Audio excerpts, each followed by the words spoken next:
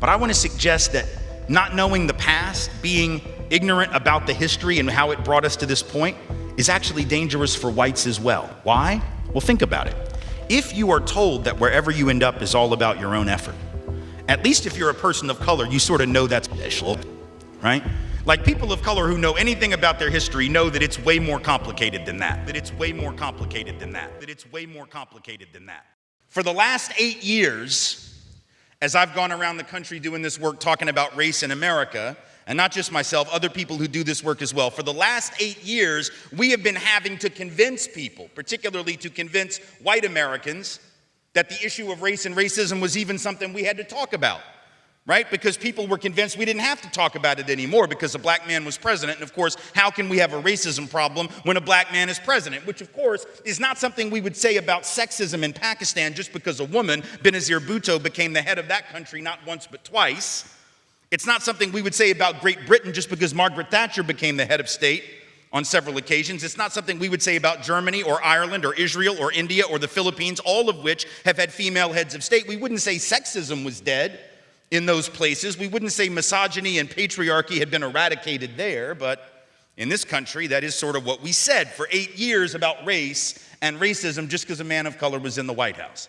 So for 8 years, it's been like pulling teeth, man. It's like holding people's hands to convince them that racism is the thing. Okay, here's the good news in this bad moment. We don't have to convince people of that anymore, right? The hand holding, the teeth pulling, right? We don't have to do that now because it's a little more obvious to people. Now, never underestimate the ability of white folks to miss stuff, though, right? So I'm not saying that everybody sees it. I'm just saying I think it's more obvious now, and the good news, if there is some good news, is that we don't have to do the 101, right? The good news, if there is some good news, is that we now have enough evidence, the resurgence of overt racism, not only in our politics but around our country, the resurgence and continuation, really, of systemic injustice, ICE raids on folks that have done nothing to nobody, right? Talk of building walls, but only on this border, never this border, only this border, never that border. Because we're not worried about crafty Canadians sneaking in to take advantage of our healthcare system, I suppose, right? So we have all of this overt resurgence of Islamophobia, overt resurgence of the othering of those who appear and seem or pray or speak differently than the dominant group. So unlike the last 8 years where we were in this sort of intermission period, right, we're sort of back to the continuation of a long-standing tradition. Now, some of y'all may remember back in the day, some of the older folks in the room will remember back when Sunday football, NFL football, used to only be on CBS. It's before Fox had a license to show games, and it was just CBS, right? And there were usually 2 games a day. Now, I live in the Central Time Zone, so in the Central Time Zone, I don't know about out here, but it was 12 o'clock and 3 o'clock, right? And the 3 o'clock game, if you were on the East Coast or in the Central Time Zone, would always bleed over into the 6 o'clock hour, which is when 60 Minutes comes on, right? And so what would happen, now if you're on the West Coast, they would show it in real time, you know, because y'all were behind a couple hours, and so you could see it live. It didn't interrupt 60 Minutes. But if you were on the East Coast or in Central Time, it would bleed over, and about 6:15, the game would end, right? And the announcer would come in, and the voiceover would say, "And now back to your regularly scheduled programming," right? That's sort of what the election of Donald Trump is, y'all, just so you know. It is back to your regularly scheduled programming.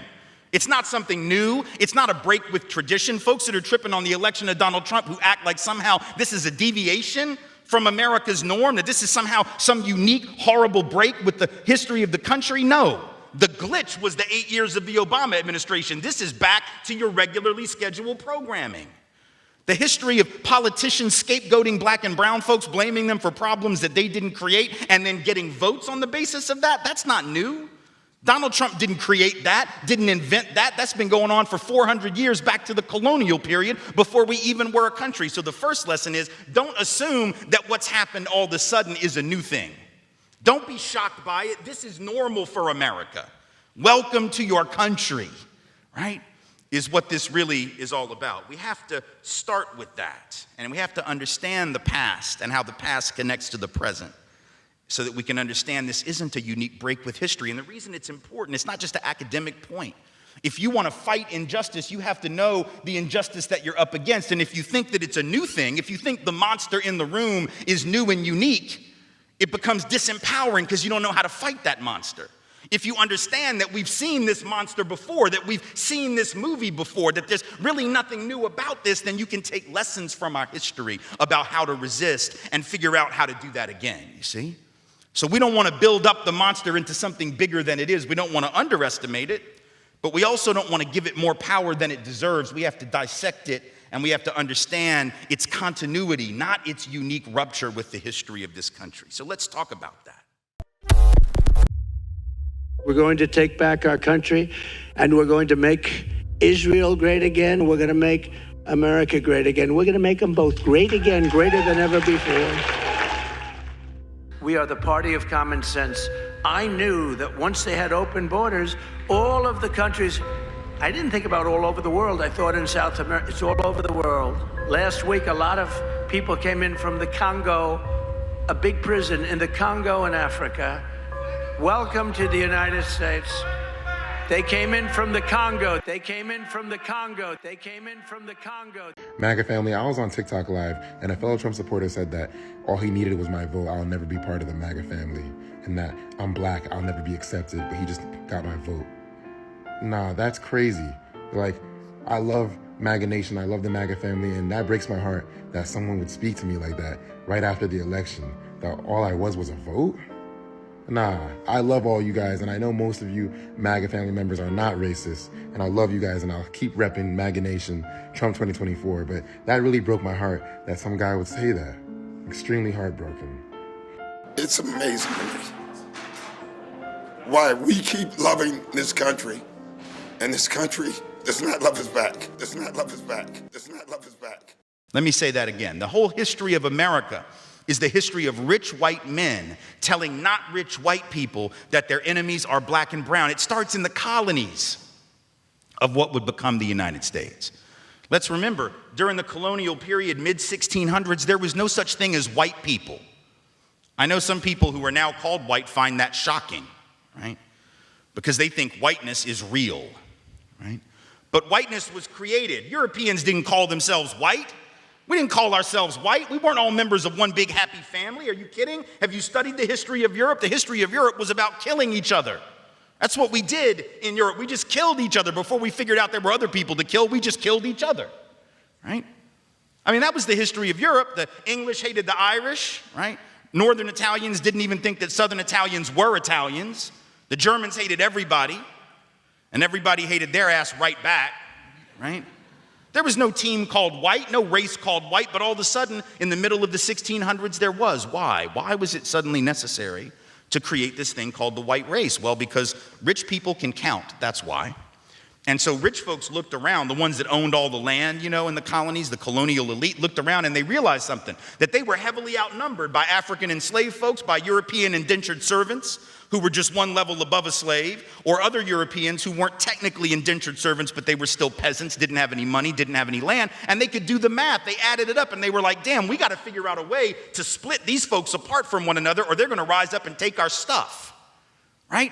Because after a while, these black folks who were enslaved Africans and these quote unquote white folks who were poor Europeans are going to figure out they're all getting played by these rich people, right? So ultimately the rich figure out they got to come up with some way to get somebody in that group on their team. The easiest thing is to get the poor Europeans, right? Because at least they look like you. They sort of share some of the customs and the culture. So they all of a sudden create this thing called whiteness and they say, now you're part of the club.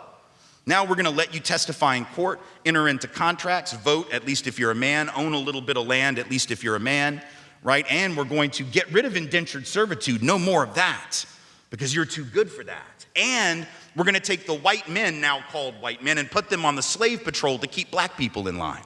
Give them a horse and a gun and a badge and make them feel big and powerful, right? They're still poor. They still don't have anything. They didn't pay the slave patrol well, right? Just exploited them, used them as a buffer between the elite and the other poor folks, particularly poor folks of color. And pretty soon the rebellions that occasionally happened where black and white got together to overthrow the elite, those stopped because the divide and conquer had begun to work, right? You could turn people against each other by telling those poor white folks, they got to keep these black people in line. And so that divide and conquer gets initiated in the colonies. Rich white men telling not rich white people that their enemies are black and brown. Fast forward to the Civil War era. And you have, I'm from the South, right? My people, the elite in my part of the country, right, actually announced that the reason they wanted to break away from the Union and possibly go to war with their brothers and sisters to the north was in order to maintain slavery and white supremacy. They said that at the time. We lie about it now. And we say it had nothing to do with that. But of course, at the time, they didn't have any shame about it, so they just said it openly, right? The vice president of the Confederacy, Alexander Stephens, said that the cornerstone of the new government was the great truth that the Negro was not the equal of the white man. So that's the reason the Confederacy was formed and existed. But here's the trick. If I'm rich and I want to go to war to protect my ownership in other human beings, my property, but you're poor and you don't own any enslaved people, why the hell would you go fight to protect my stuff? Because I'm a rich person, I'm not going to fight. Rich people don't go to war, right? Rich people get poor people to go to war for them, whether it's in 1860 or whether it's during the 1960s or whether it's today, right? Rich folks get doctors to write notes for them that say that they have heel spurs, and that's why they can't go to Vietnam. And if you don't know who I'm talking about, you can Google that because he's sitting in the White House right now. You were not able to serve in Vietnam because of a bone spur condition in your feet. Do you wish you'd been able to serve? Would you like to have served your country? Well, I was never a fan of that war, I'll be honest with you. I thought it was a terrible war. I thought it was very far away. Nobody ever, you know, you're talking about Vietnam, and at that time, nobody ever heard of the country. During the campaign, Mr. Trump said that he did not consider Vietnam veteran and prisoner of war Senator John McCain to be a hero because he likes people who weren't captured. At the same time, Mr. Trump tasked me to handle the negative press surrounding his medical deferment from the Vietnam draft. Mr. Trump claimed it was because of a bone spur, but when I asked for medical records, he gave me none and said that there was no surgery. He told me not to answer the specific questions by reporters, but rather offer simply the fact that he received a medical deferment. He finished the conversation with the following comment: "You think I'm stupid? I'm not going to Vietnam." And I find it ironic, Mr. President, that you are in Vietnam right now. And yet, I continue to work for him. Right?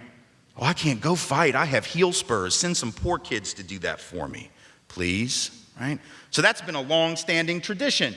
So the rich have to figure out a way to convince the poor to go fight for them. But that's a hard thing. That's like a hard sell, right? Like, how the hell, why would you do that? Why would you go fight to protect my property rights when you don't own anything?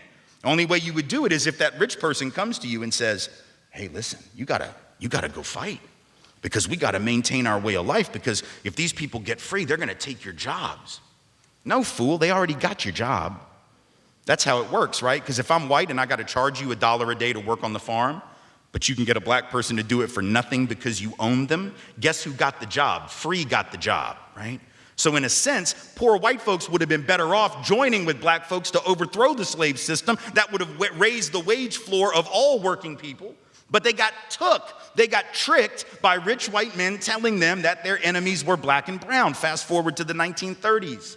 And you have white labor leaders. They're not even the elite, right? The labor leaders are not the elite, but they're the elite within the labor movement. And even they had fallen for it at this point. So they didn't want to integrate their unions. And they would say things like, well, we can't have black people and Mexicans and Chinese folks in our unions because if we do that, it's going to reduce the professionalism of our craft.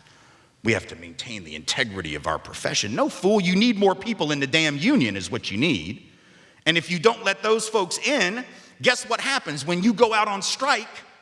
Who is the boss going to use to replace you? They're going to replace you with the very same black and brown folks that you didn't want to work next to, right? And so at the end of and then you're going to blame them for taking your job rather than the white rich dude for giving it to them, right? Divide and conquer, telling not rich white folks that their enemies are black and brown. And now we fast forward to the president. We got the president of the United States becoming president on the basis of that same rhetoric, telling not rich white folks that the reason they don't have a job is because Mexicans took them, right? That's the argument. Keep in mind, there's been a net outflow of Mexican folk from this country, out of this country in the last 10 years. Right now, border crossings and actual in-migration at the lowest level they've been since the 1970s. So anybody who believes that is a damn fool, or somebody who does not understand how to do research on the internet, or someone who doesn't care, right?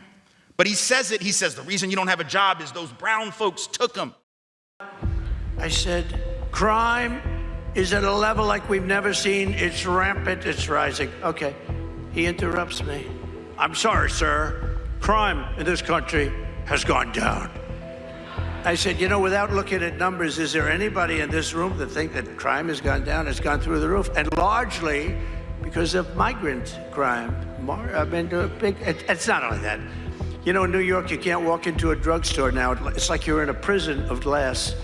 If you want to buy aspirin, you have to wait 45 minutes for a clerk to come up and open, because what's gone on. And every drugstore, I just lost one. I had a nice tenant. I just lost a tenant. I had a beautiful tenant at 40 Wall Street. I just lost a tenant.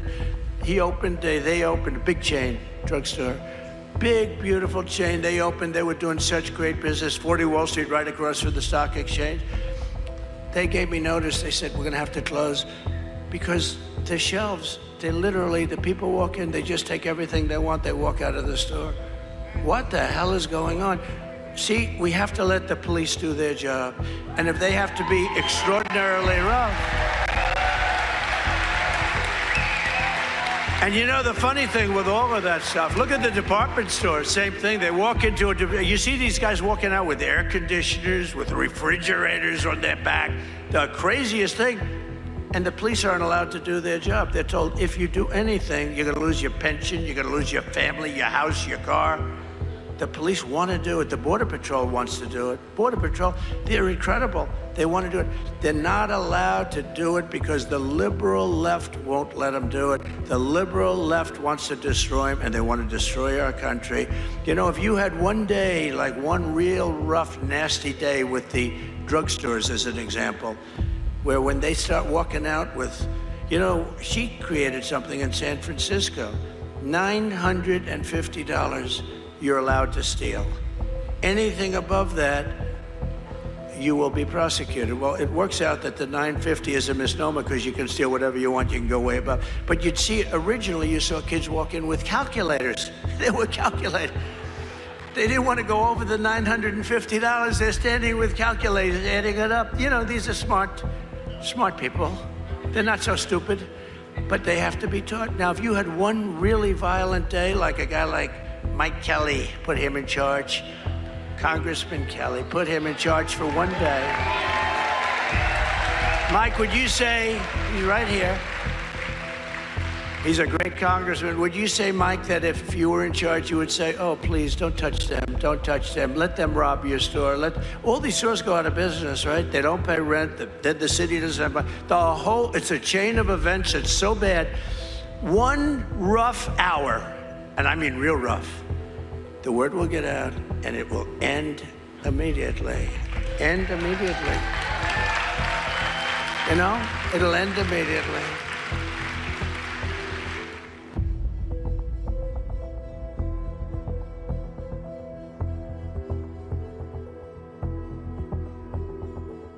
We are the party of common sense. I knew that once they had open borders, all of the countries, I didn't think about all over the world. I thought in South America, it's all over the world. Last week, a lot of people came in from the Congo, a big prison in the Congo in Africa. Welcome to the United States. They came in from the Congo. They came in from the Congo. They came in from the Congo. Markey, overnight, the president-elect announcing on Truth Social that he is prepared to tackle immigration by declaring a national emergency. The president-elect confirmed reports that his administration will use military assets to enforce mass deportation, saying the plans will, quote, reverse the Biden invasion of immigrants coming into the U.S. Our partners over at The Hill report over 1.5 million people currently live and work in the country and have a humanitarian or temporary legal status. They are at risk of being pushed out by the Trump administration. Mass deportations, this is something that Trump has long promised on the campaign trail. He recently brought on former ICE Director Tom Homan as his border czar. Homan, a staunch critic of Biden border policies and a supporter of Trump's plans for mass deportations, has already told illegal immigrants to start packing. Trump has repeatedly said that he plans to declare a national emergency and use the military to enact his mass deportations. He hasn't revealed many details beyond that, though. So how would that work? How would declaring an emergency enable him to then enact mass deportations? Well, I think there are going to be a lot of legal questions as to whether and to what extent he can use the military for that purpose and declare a national emergency.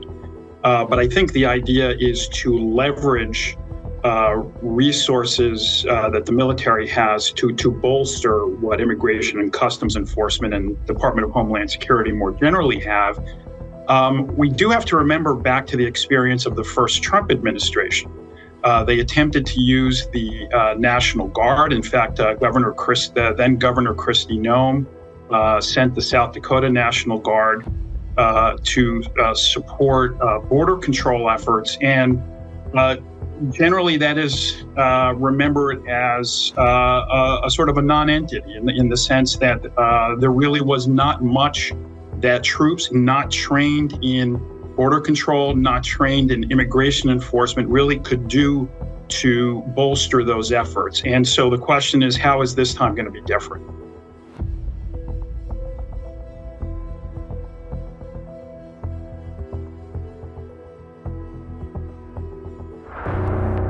With the U.S. presidential elections fast approaching, declarations by the candidates are now coming in fast. Former President and the Republican presidential candidate Donald Trump has now that if he is elected to the White House, he would revoke the temporary protected status for the Haitian migrants in Springfield, Ohio.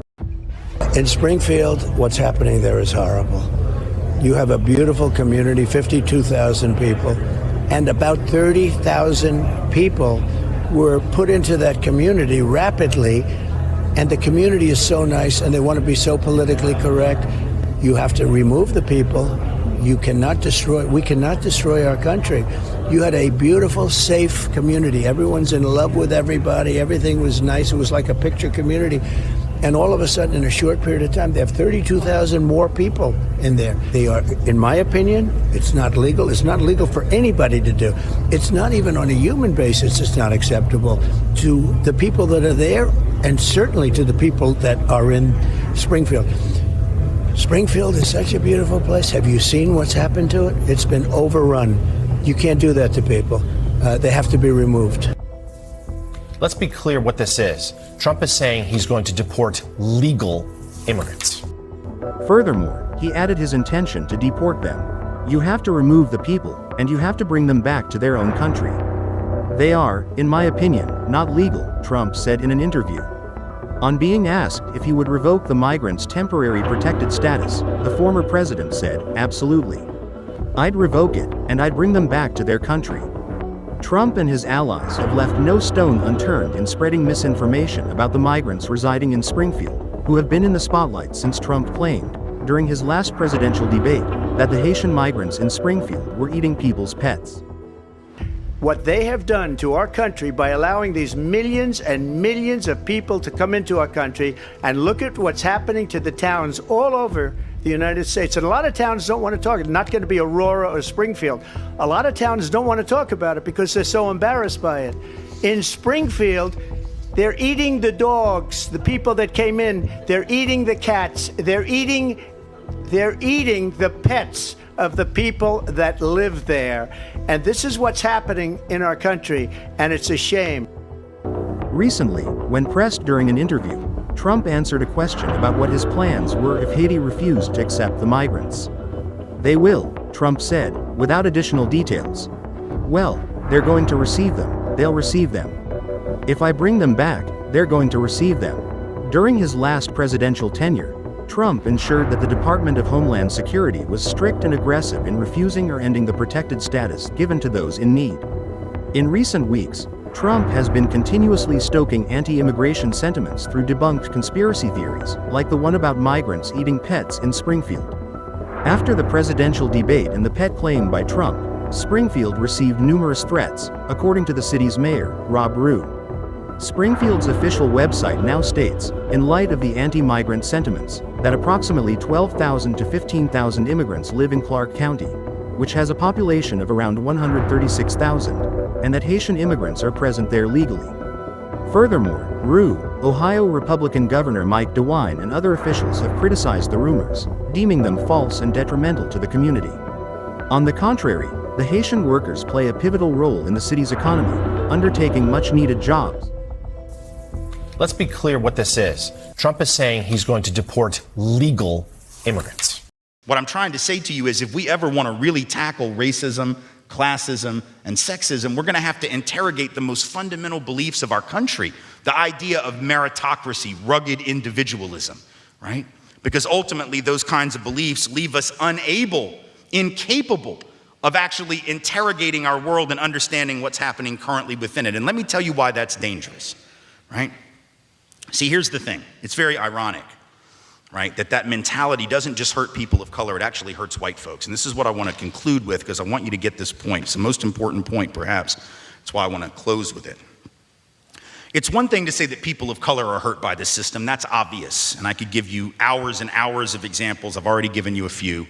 But I want to suggest that not knowing the past, being ignorant about the history and how it brought us to this point is actually dangerous for whites as well. Why? Well, think about it. If you are told that wherever you end up is all about your own effort, at least if you're a person of color, you sort of know that's bullshit, right? Like people of color who know anything about their history know that it's way more complicated than that, right? They know that they've had people in their family that have been working hard for generations, don't have anything to show for it, right? People of color know they did some of the hardest work and continue to do some of the hardest work in this country every day and are not rewarded commensurate with the value that they create and produce. So people of color generally don't buy the myth, but white America has had the luxury of believing it. Even working class white people historically have been able to believe that, well, as long as I work hard, my kids will be better off than me. And their kids will be better off than them. And their kids will be better off. In other words, white folks have been able to take the idea of mobility for granted, right? At least horizontal mobility, right? So the guy says, well, my granddaddy worked in the mine, my daddy worked in the mine, I'm working in the mine, my kid's gonna work in the mine. That's an expectation, isn't it? It's actually a sense of entitlement. By God, as long as we work hard, we'll always have stuff. People of color have never had the luxury of believing that. Black and brown folks have never been able to say, as long as I work hard, I'm sure I'll always have employment, right? But white Americans have been able to believe it. Now, why is that dangerous? It's dangerous because what happens if I come to believe that wherever I end up is all about me, and I've had the luxury of buying into that mythology because I'm a member of the dominant group that created the mythology, right? And I think that history flatters me because I wrote it, going back to what Baldwin said. And then all of a sudden the economy shifts and those jobs disappear, which is what's happening. What if all of a sudden some of those jobs become superfluous and anachronistic?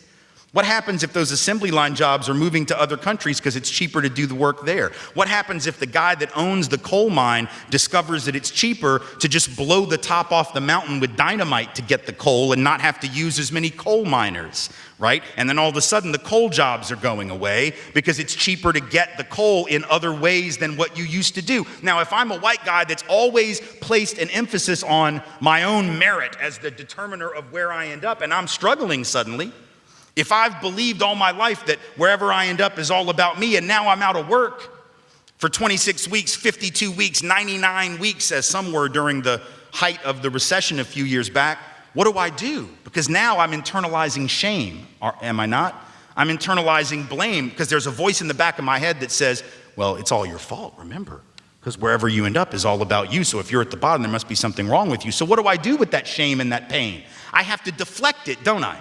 Otherwise, it's going to eat me alive. It's either going to eat me alive or I got to put it on you, right? So now a politician comes along and says, I can take away your pain. Oh no, the pain that you're feeling, that's not your fault. When those black folks are out of work and when those Latino folks are out of work, that's their fault. That's because they're lazy. When you're out of work, it's also their fault.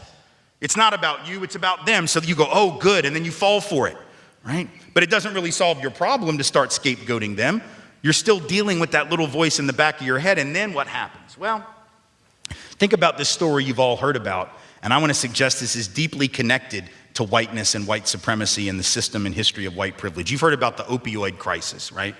All these white folks in small town America getting hooked on heroin.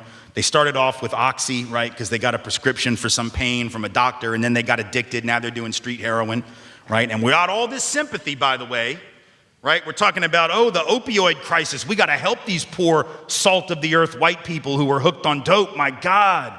We got to help them. right? We got to have rehab and treatment. We didn't do that in the 70s when we had a heroin crisis in black and brown poor communities. We just called people junkies and locked them up. We didn't do that in the 80s with crack. We didn't talk about rehab and treatment. We talked about prison, right? But with these white folks, we got all this sympathy. Well, good, it's about time, we should. But here's the problem. Why do you think the opioid crisis is happening to these folks?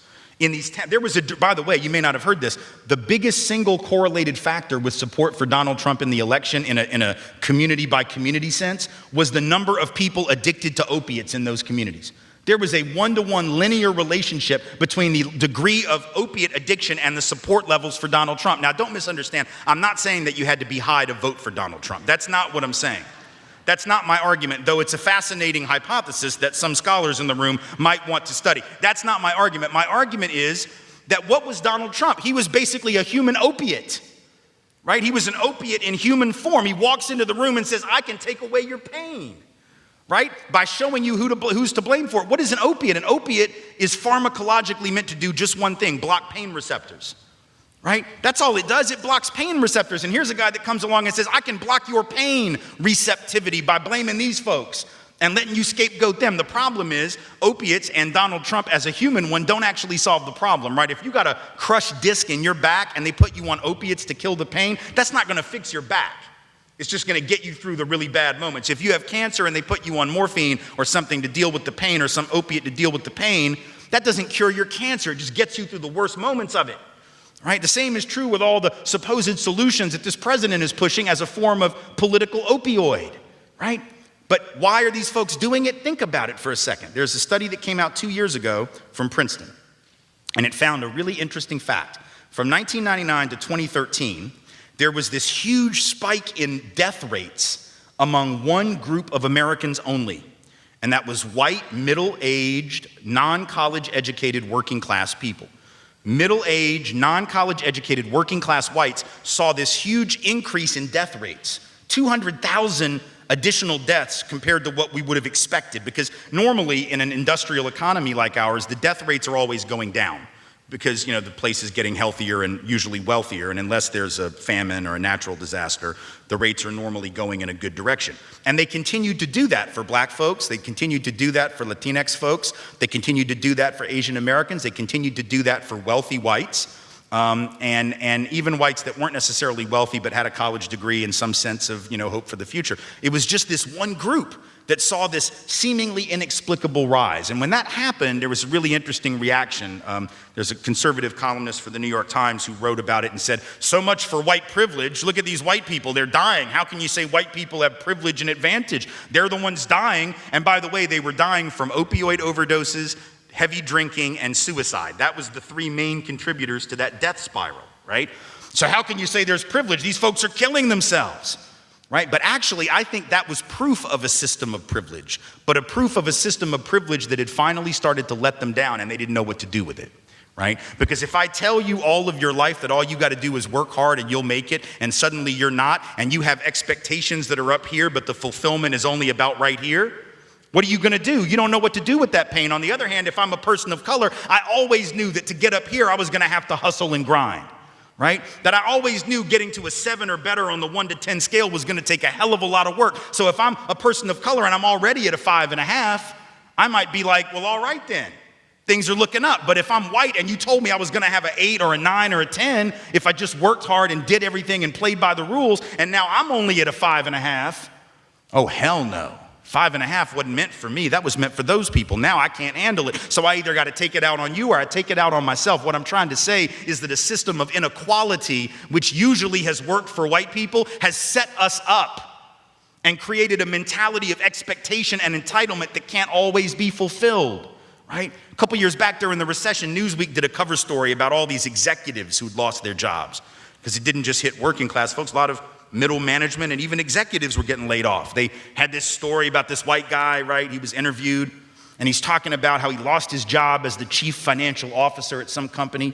And he said, whenever I'm out there looking for work, I feel so ashamed, right? And he said, I feel like there's a big sign hanging around my neck, a neon sign that says unemployed bum. I remember reading that and thinking, man, who told you that unemployed people were bums? I know who didn't tell you that. Unemployed people. I know who else didn't tell you that. Any person of color didn't tell you that. You know who told you that unemployed people were bums? You told you that unemployed people were bums. That's the irony of this system. The irony of this system is that it sets us all up to believe that certain outcomes are going to happen. And if you're white, you've had the luxury of believing them. And then when they don't, the level of frustration, frustrated expectations creates this kind of self-hatred that you take out on yourself, or hatred of others that you take out on them. But none of it solves the problem, right? So I guess what I'm trying to say is that inequality has a downside, not just for the people on the bottom, but even for some of the folks up here. Because the minute that it can't be sustained anymore, the minute that that system falls apart, and things do change, you know, the world is always changing. And if you're not ready for change, you're not ready for change. James Baldwin also said something about that. He was talking about how people of color sometimes, how black folks in particular, about whom he was writing, are the most prepared for crisis. And sometimes white folks are the least prepared. This is what he said. In this case, he was speaking about black folks. He said, "That man who has to snatch his humanity every day out of the fires of human cruelty that rage to destroy it, learns something about himself in the process that no school and no church can teach. He gains a sense of his own authority, and that is unshakable, because in order to save his life, he has to learn to read the meaning behind the words, to read between the lines, to take nothing for granted." And Baldwin concludes by saying, when you are constantly having to survive the worst that life can bring, you cease to be afraid of what life can bring. The flip side of that is that when you haven't had to survive the worst that life can bring because you've been the favored group, and suddenly the worst that life can bring is staring you in the face, you have no idea how to cope with it. I guess my point is that white America should have been listening to black and brown folks a long damn time ago. And maybe if we had listened to their experiences and learned from their experiences, we wouldn't be having the existential meltdown that so many millions are, that would allow them to vote for a walking, talking, breathing human opiate, right? And we better figure this out. We don't have a lot of time. In 2042, if not earlier, right, half the country is going to be people of color and half are going to be white. That's a fact. No wall's going to stop that. Right? Half the country is going to be people of color, half are going to be white. How are we going to survive if half of the country, the people of color have, is still twice as likely to be unemployed? How are we going to survive if the people of color half is still 3 times as likely to be poor? How are we going to survive if the people of color half still has 1/15 the net worth? Answer, we're not going to survive. Right? So this thing about racial justice, this thing about equity, this ain't charity work. Right? This is radical self-help. This is about saving ourselves and the country that we claim to love. It is about, and I beg to remind you, not making America great again, but making America great for the very first and only time. Thank you all so much for being here. I appreciate it.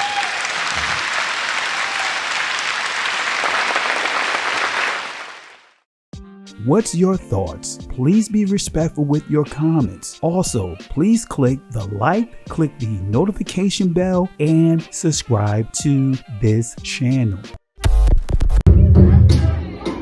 Listen, Genesis chapter 11 verse 10 explains the genealogy of Shem. Shem was a black man in Africa. If you repeat this back, Genesis 14 verse 13, Abraham steps on the scene. Being a descendant of Shem, which is a fact, means Abraham too was Abraham, born in the city of a black man called Nimrod, grandson of Ham. Ham had 4 sons. One was named Canaan. Here, let me do some explaining. Abraham,